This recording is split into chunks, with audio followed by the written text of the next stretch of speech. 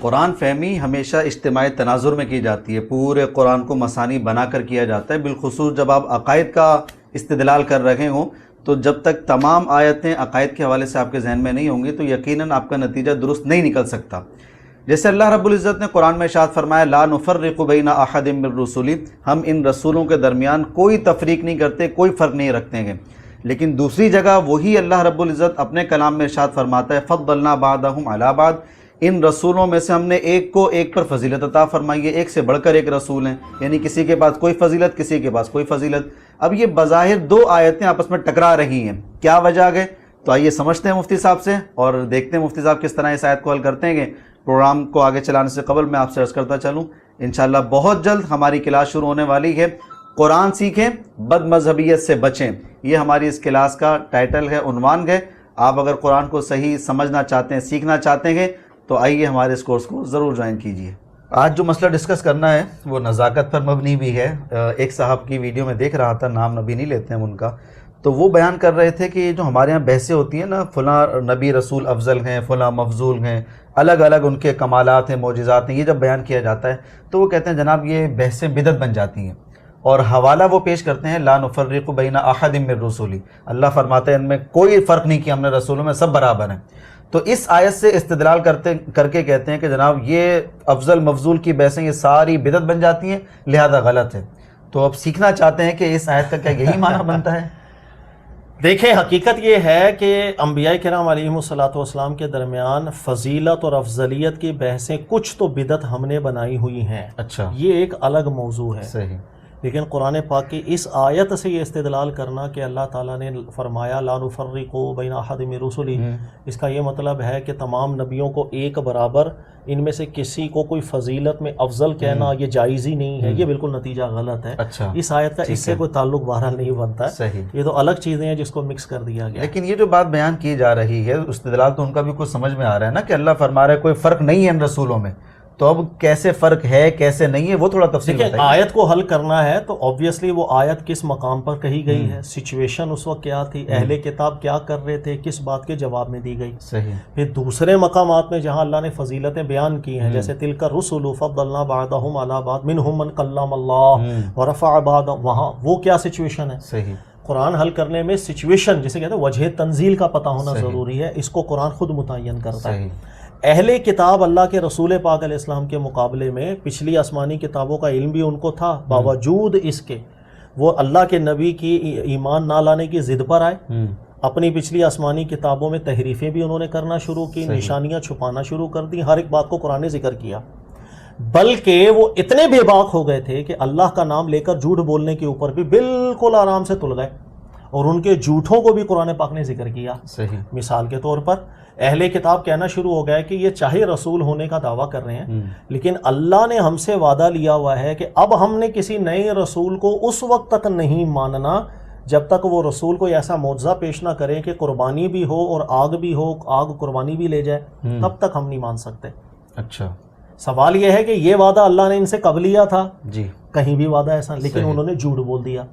اسی طریقہ کار سے بہت سے مقامات پہ قرآن پاک نے ذکر کیا کہ اہل کتاب اب قصدن اپنی ضد پر آ کر یہ فرق پیدا کرنے لگ گئے ہیں کہ ہم بعض رسولوں پر ایمان لائیں گے، بعض رسولوں پر ایمان نہیں لائیں گے۔ اچھا، اور اللہ کی نسبت جھوٹ بول کر ایک اور جھوٹ قرآن نے ذکر کیا کہ اہل کتاب کہہ رہے ہیں کہ جب تک موسیٰ علیہ السلام جیسا معجزہ کسی کے پاس نہیں ہو اب ہم کسی رسول کو نہیں مان سکتے، ہمارے لیے رسالت ثابت نہیں ہوگی۔ اس بات کو بھی اللہ نے ذکر کیا کہ بات جھوٹ کر رہے ہیں، ایسی کوئی بھی بات نہیں ہے۔ کہنے کا مقصد چونکہ وہ اللہ کے نبی پر ایمان نہ لانے کے لیے ایک فرق پیدا کر رہے ہیں اللہ کا جھوٹ بول کر اللہ کی نسبت سے، اس تناظر میں اللہ تعالیٰ نے آیتیں بیان کی ہیں۔ اب میں چند آیتیں آپ کہتے ہیں میں پڑھتا ہوں۔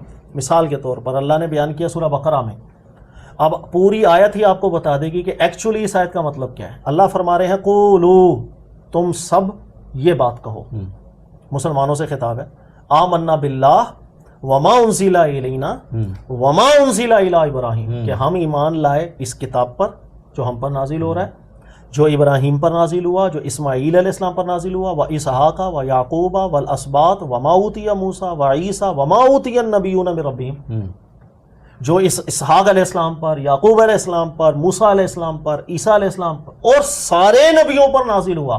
ہم تو سب کو مان رہے ہیں، لا نفرق بین احد منہم، ہم کسی میں کوئی فرق نہیں کر رہے، صحیح، ہم تو کسی میں کوئی فرق نہیں کر رہے، صحیح، ہمارے نزدیک سب پر ایمان لانا ضروری، سمجھ آیا؟ اب اس کے مقابلے میں دیکھیں اللہ نے فرمایا یریدون، اہل کتاب کی کوششیں کیا ہیں، ان یفرقوا بین اللہ و رسولہ، کہ اللہ اور رسولوں میں ہم فرق ڈال دیں۔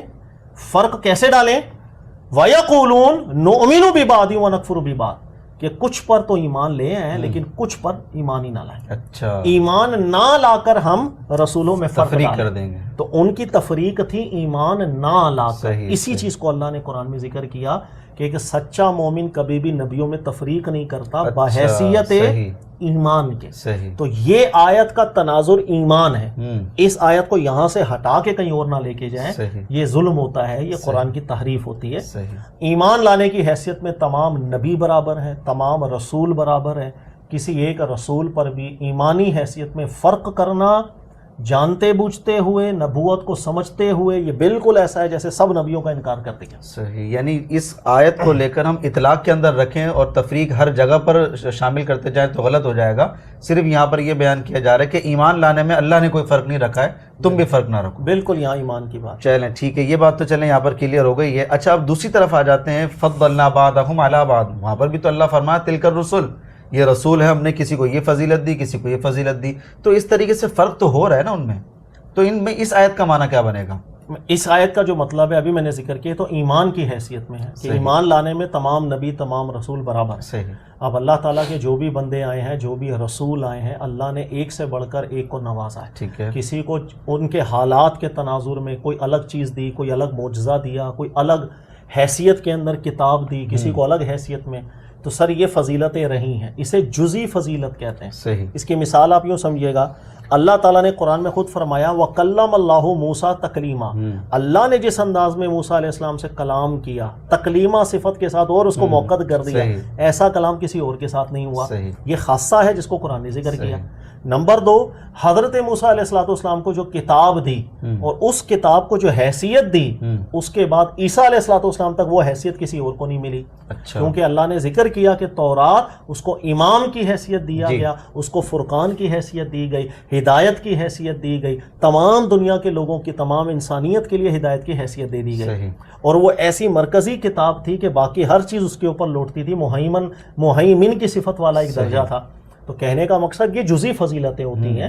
اللہ نے حضرت موسیٰ علیہ السلام کو عصا والا جو معجزہ دیا، یہ معجزہ دیگر آپ کو نہیں ملے گا، لیکن دیگر انبیاء کرام علیہ السلام کو وہ کچھ ملا، وہ ان کی فضیلتیں، وہ کسی اور میں مشترک نہیں ہیں۔ حضرت سلیمان علیہ السلام کو جنات پر بھی ایسی زبردست بادشاہت دی تھی کہ ان کے علاوہ کسی اور کو نہیں تھی، یہ جزئی فضیلت ہے۔ تو اللہ نے ایک سے بڑھ کر ایک نبیوں کو نوازا، ایک سے بڑھ کر ایک نبی اور رسولوں کو مختلف فضیلتیں جزئی فضیلتیں دی ہیں، اس کو یہیں تک رکھنا چاہیے۔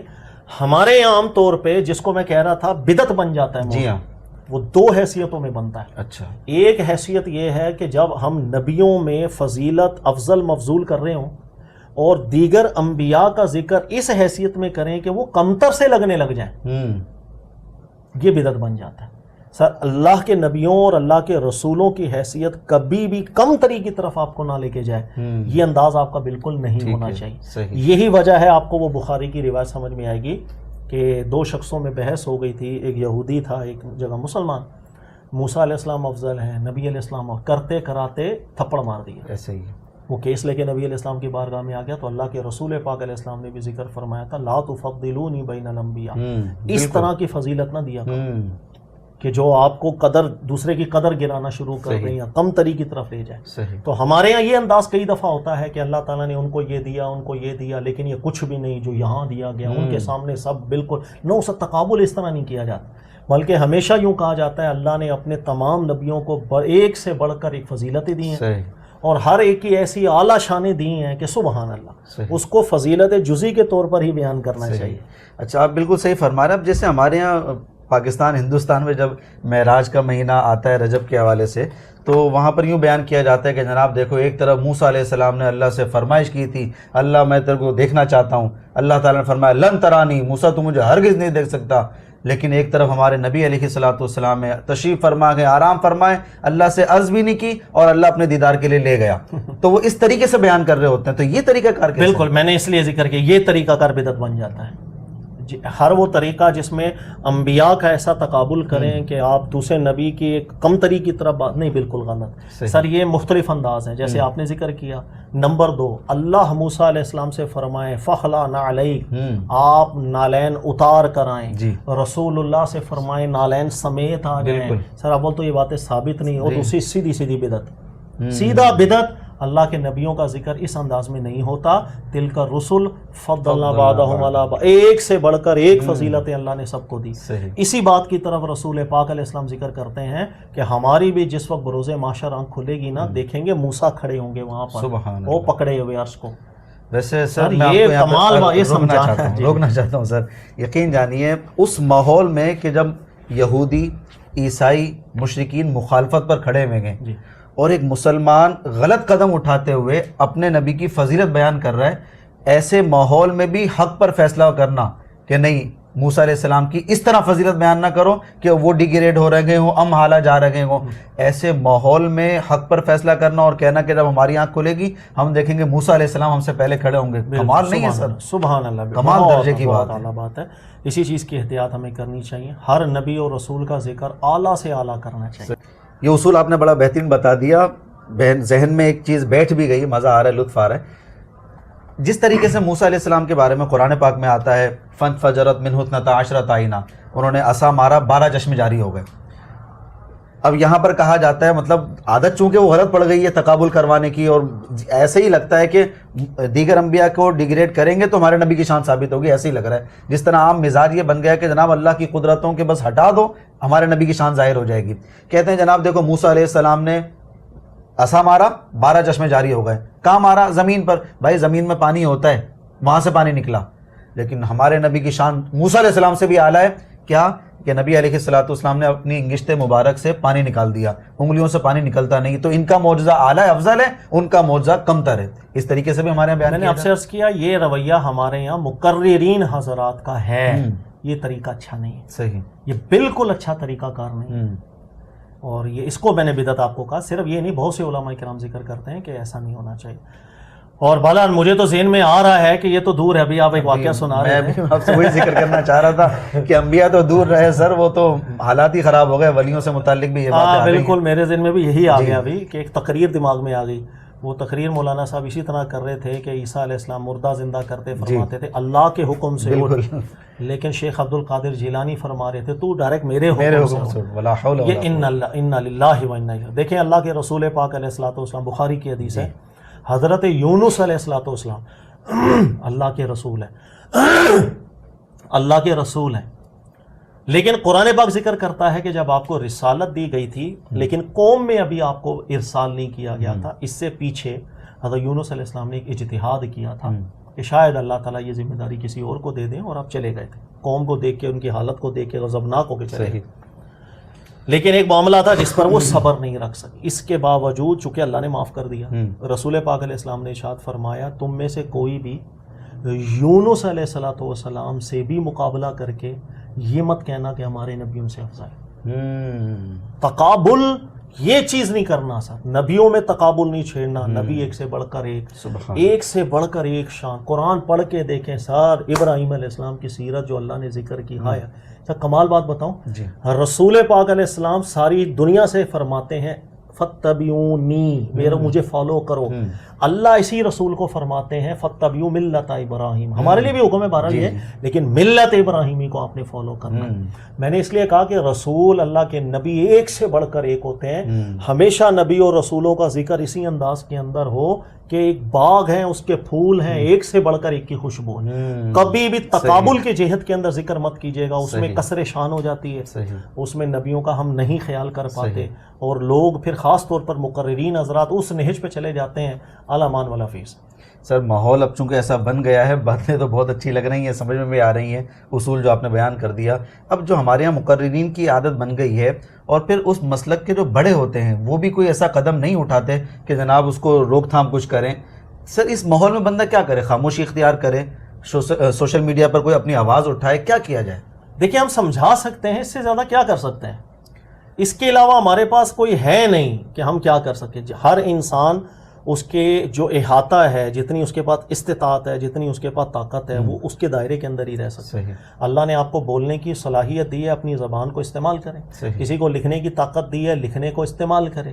کسی کو اللہ تعالیٰ نے ایسی طاقت دی ہے کہ وہ کسی جگہ پر جا کر بات منوا سکتا ہے، وہ منوائے. تو سر ہر ایک کو جو اللہ نے صلاحیتیں دی ہیں، ایکچولی امتحان اس حساب سے ہوتا ہے.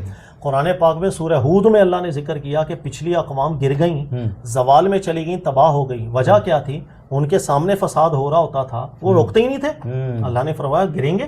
ہاں الا قلیلا ممن انجینا منہم، اللہ نے کہا ہاں جو روکتے تھے میں نے ان کو کبھی ہلاکت میں نہیں ڈالا، ان کو روکا. سر کامیاب لوگ وہی ہوتے ہیں جو فساد کے خلاف ایکشن لیتے ہیں، حکمت عملی سے اس کو روکنے کی کوشش کرتے ہیں. معاشرہ نکھرتا ہے ایسا، ورنہ نہیں نکھرتا ایسا، ورنہ گرتا چلا جائے گا اگر ہم نہیں روکیں گے. مسند پہ بیٹھے بڑے علماء نہیں، لیکن روکتے ہیں. بہرحال میں نے جو سنا ہے، میرے تو سامنے ایک محفل مجھے یاد ہے کہ اس میں ہمیں بلایا تھا، ہم بھی گئے تھے. تو ایک صاحب تقریر کرتے ہوئے اسی طرح شاعری کے اندر تقابلانہ انداز پہ چلے گئے. سر اسی وقت عالم دین ایک بیٹھے ہوئے تھے. سر انہوں نے مائک لیا، میں اچھی طرح ان کا نام بھی جانتا ہوں، شاید لینا اچھا نہ لگے. انہوں نے ان کو ٹوک دیا کہ سر آپ کا انداز بہت برا جا رہا ہے، نبیوں میں تقابل نہیں کیا جاتا اس طرح کا کہ دوسرے نبی آپ کو چھوٹے لگنے لگ جائے. سر یہ میں گواہ ہوں، بہت سے اہل علم ہیں وہ موقع اور محل دیکھتے ہوئے فوراً سمجھانے کی کوشش بھی کرتے ہیں. تو ایسا اچھے برے ہر دور میں ہوتے ہیں. سر اب سر جب سر یہ مزاج بن گیا ہے نا، تو پھر اب وہ ایک منتقل ہو جاتی ہے وراثت. اب صحابہ کرام اور اہل بیت کے درمیان بھی تقابل شروع ہو گیا. کچھ ان کو زیادہ ترجیح دیتے ہیں، کچھ ان کو زیادہ ترجیح دیتے ہیں. اچھا کچھ اعتدال کی راہ پر آتے ہیں تو جناب وہ کہتے ہیں کہ صحابہ جو ہے نا وہ در والے ہیں، تو اہل بیت وہ گھر والے ہیں، گھر والوں کی زیادہ فضیلت ہوتی ہے، در والے تو غلام ہوتے ہیں. وہ ایسی باتیں لے کر آتے ہیں، تقابل بن جاتا ہے. سر تقابل کی میں مثال دوں، قرآن اس انداز میں بات کرتا ہے کہ اگر کبھی تقابل کرنا بھی پڑ جائے تو اتنی پیاری انداز سے تقابل کرو کہ بعد میں انسان سوچتا ہی چلا جائے کہ یار یہ ہوا کیا ہے. صحیح. نہ کوئی گھٹتا نظر آ رہا ہے، نہ کسی کو کمتر دکھایا جا رہا ہے. قرآن پاک کی ایک آیت ہے، لا یستوی منکم من انفق من قبل الفتح وقاتل. اللہ نے ارشاد فرمایا صحابہ کرام کے دو گروہ ہیں. صحیح. ایک وہ اصحاب جو رسول اللہ صلی اللہ علیہ وسلم کے ساتھ شروع سے رہے ہیں، سابقون الاولون میں سے رہے ہیں، قربانیاں دیتے رہے ہیں، جہاد میں حصہ لیتے رہے ہیں، جان مال پیش کرتے رہے ہیں. اللہ نے فرمایا کچھ لوگ ایسے ہیں جو فتح مکہ کے بعد مسلمان ہوئے ہیں، لیکن اس کے باوجود بھی وہ اپنا حصہ ملاتے رہے ہیں، جنگ میں جان اور مال پیش کیا. صحیح. سر اللہ نے کہا لا یستوی، دونوں گروہ برابر نہیں ہیں. شروع سے جو ایمان والے ہیں ان کا بڑا درجہ ہے، لیکن اللہ نے کہا وَقُلَّ وَعَدَ اللَّهُ الْحُسْنَى، لیکن اللہ نے ان تمام اصحاب سے وعدہ کر لیا کہ میں سب کے ساتھ بھلائی ہی کروں گا. اب بتائیں سر، اللہ نے تقابل جو کیا، اختتام ایسا آ کے کیا کہ اس کے بعد انسان چپ ہو، کم تر زیادہ. اللہ نے کہا وہ بہت آگے، ان کی بھی کیا بات ہے، کرم میں دونوں پہ کروں گا. سر قرآن پاک سے انداز بھی سیکھا جاتا ہے. ہمارے استاد اس کو یوں سمجھایا کرتے تھے کہ قرآن پاک صرف احکامات بیان تھوڑی کرتا ہے کہ آپ احکامات کے استدلال کرو بس ہر دفعہ حلال ہے حرام ہے. قرآن پاک سے انداز بھی لیا جاتا ہے کہ کس بات کو کس انداز میں کہا، وہ انداز آپ کی اصلاح کرتا رہے گا دینی معاملات کے اندر. لہٰذا ہمارے یہاں علماء میں تقابل ہوتا ہے. سر میرا خیال ہے علماء میں بھی تقابل ہو تو میں قرآن پاک کی اسی نص کے حساب سے بات کرتا ہوں. مثال کے طور پر میرے سامنے دو عالم، میں بولوں گا سبحان اللہ کیا بات ہے جی اس کی، اللہ نے ان کو بھی بڑا نواز. ارے اللہ اپنے سارے بندوں کو نوازتا ہے، کرم رکھتا ہے، انہی سے دنیا چلتی ہے. سر ایسا بیلنس ہو جاتا ہے کہ کس کو بڑا کس کو چھوٹا، کس کو نہ کسی کو ذلیل کیا نہ کچھ. تو قرآن پاک سے انداز بھی سیکھنے چاہیے جس کو ہم استعمال کریں، لوگوں کی ذہنیت ہو ویسی نفسیات ان کی بنتی چلی جائے. ٹھیک ہے سر، بہت شکریہ. ٹائم بھی ہمارا پورا ہو چکا ہے، ورنہ اب سوالات درجہ بدرجہ نیچے اترتے ہوئے آ رہے تھے. مسلکوں کے درمیان بھی یہ معاملات آ گئے ہیں، مسلکوں کے علماء میں بھی آ گئے ہیں. کوئی شیخ الحدیث ہو گئے، کوئی شیخ الاسلام ہو گئے، کوئی یہ ہو گئے، کوئی وہ ہو گئے. پھر ان کے رتبوں کی وجہ سے بھی جو ہے نا وہ بڑے کمالات بیان کیے جاتے ہیں. جناب یہ تو ایسے تھے، یہ تو ایسے تھے، بس ان کی بات مان لو. اب وہ دلیل میں سمجھ میں آ رہی ہے کہ نہیں آ رہی ہے، وہ ایک بھرم قائم کیا جاتا ہے. بہرحال بہت اچھی گفتگو رہی، بڑے اچھے دلائل سے آپ نے سمجھایا، بہت شکریہ. کچھ اور بھی سوالات ہیں بہت سارے جمع ہوئے ہیں تو انشاءاللہ پھر دوسری نشست میں کرتے ہیں.